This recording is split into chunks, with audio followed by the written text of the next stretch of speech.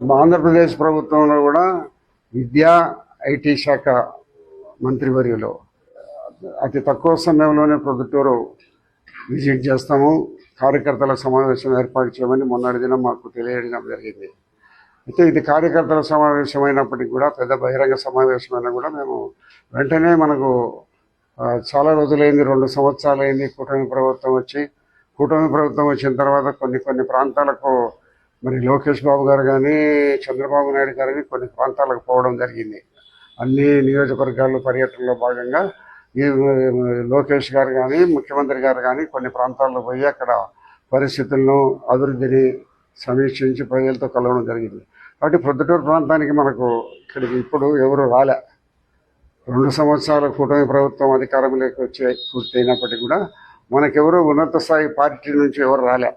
Party స్థాయి నుంచి ఇప్పుడు లోకేష్ గారు వచ్చి ఇక్కడ కార్యకర్తల సమావేశాన్ని ఏర్పాటు చేసి కార్యకర్తల అభిప్రాయాలు తెలుసుకొని పార్టీ 2 సంవత్సరాలలో మన పార్టీ పరిస్థితి ఏమి, మనం ఏం చేయాలా, ప్రభుత్వంలో ఇప్పటికే మన ఉండబడిన అన్ని అభివృద్ధి కార్యక్రమాలు ఎట్లా జరుగుతున్నాయి, ప్రజలందరూ అన్ని కూటమి ప్రభుత్వం చేసిన అన్ని అభివృద్ధి కార్యక్రమాలు డెవలప్మెంట్ వాళ్ళకి అందుతుందా లేదని సమీక్షించే దానికోసము లోకేష్ గారు రేపు మధ్యాహ్నం మన పొద్దుటూరు పట్టణానికి వస్తున్నారు.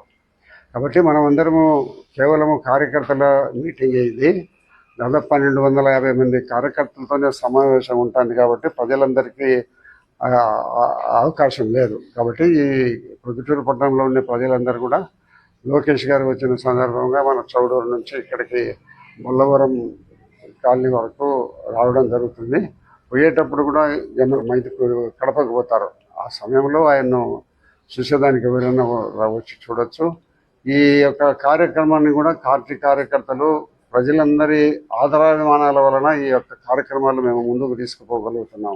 ప్రజలందరికీ అవకాశం ఈ యొక్క రేపు కల్పించబోయినప్పటికీ కూడా మీరందరూ తెలుగుదేశం పార్టీ యువ నాయకుడు, భవిష్యత్తు ఉండబడిన నాయకుడు, కాబోయే రోజుల్లో ఈ రాష్ట్రానికి ఏదో ఉన్నత స్థాయికి చేరుకోగలిగిన ఒక గొప్ప లీడర్ అవుతాడు. కాబట్టి లోకేష్ గారిని మనం అందరం కూడా ఆదరించి అభిమానించి యువతను మనం ప్రోత్సహించాలనే దాంట్లో భాగంగా ఆయనకు మేము సంపూర్ణ సహకారం ఇవ్వడం జరుగుతుంది. రేపు కార్యకర్తల మీటింగ్ 100కి 1000 సక్సెస్ అవుతుంది. కాబట్టి మీరందరూ కూడా ఈ ప్రోగ్రాం మీద ప్రజలందరూ ఆశీర్వదించాలని కోరుకుంటున్నాం.